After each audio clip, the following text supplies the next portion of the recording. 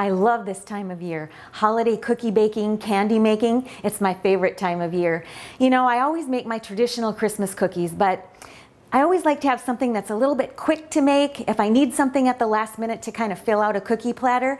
And I love it when I can find something that's easy enough for children to help with in the kitchen. And this is just the recipe. Actually, I'd call these more of a candy than a cookie. You start with some little pretzel rings that you can pick up in the grocery store. And then I like to make them two different ways.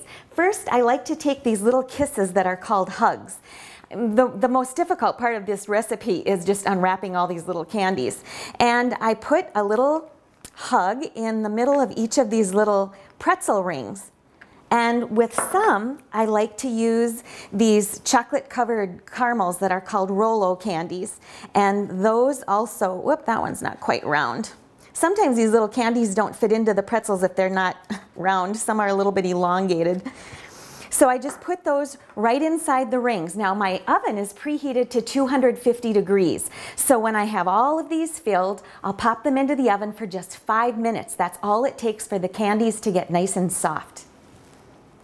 Now you can see that these candies keep their shape while they're in a 250-degree oven for just 5 minutes, but they get very soft. Look at that. I like to use just a little knife to kind of give a little tap to these hugs to get them smushed down a little bit, because I'm only going to put a little cinnamon candy right in the middle, just as a little holiday decoration. And the chocolate ones, I love to top with a toasted pecan half.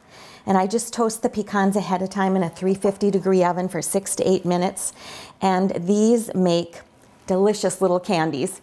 And when you chill them, I usually, at this time of the year, I put them out in the garage because they chill real fast. If you keep them at room temperature, it'll take quite a long time for them to get firm. And look, it's important that you have parchment paper under these, because then they'll just come right off of the cookie sheet. But this is how they look, and they make a pretty little platter of yummy candies.